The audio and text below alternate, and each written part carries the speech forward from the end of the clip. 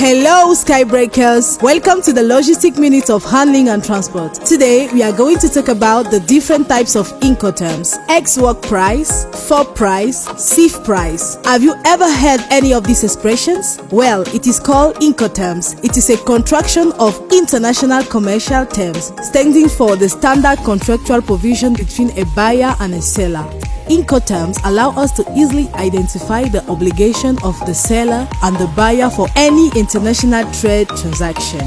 To have a better idea of the question, we must try to have an overview of the entire logistic chain that goods must travel through once produced, from the seller's warehouse to the final destination desired by the buyer. Okay, we pay for the goods, and then what do? Who is in charge of the transport?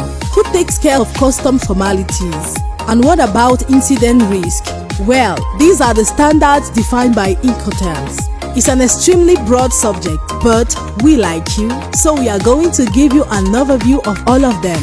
Let us start with the INCOTERMS families. First, we have the family of multimodal INCOTERMS, which applies to different transport means such as road, sea, air, rail, maybe space, but not yet. Here, we will make a distribution by subfamilies or by tribes if you prefer. Firstly, the S-work and FCA tribe.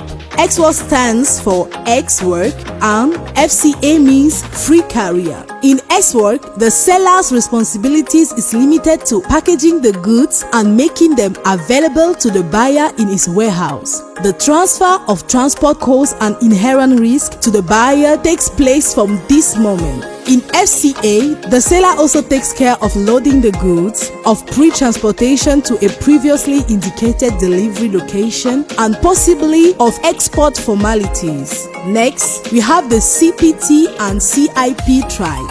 CPT stands for Carrier Paid To. As for CIP, it means Carriage Insurance Paid To. As you will have understood, these INCOTERMS spread the cost and risk up to international transport. In both cases, the seller takes care of export formalities and international transport costs, while the buyer is responsible for import formalities and related costs. On the other hand, with the CIP INCOTERM, the seller is also required to take out ad valorem insurance to cover the risk linked to transport.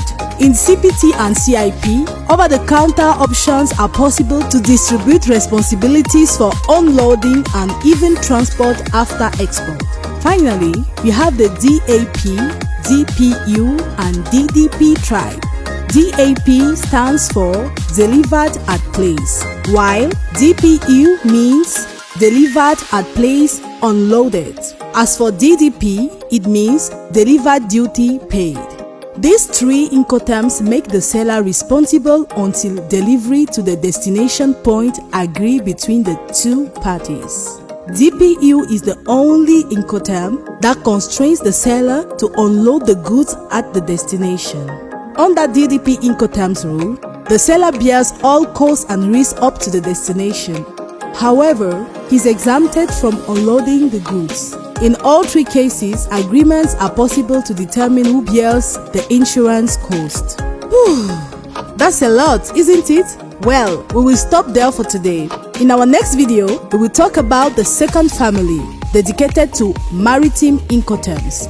Until then, do not hesitate to watch this video again and again and again. And for any additional needs, contact us at one of our addresses, subscribe to our pages, and remember, with handling and transport, even the sky is not a limit.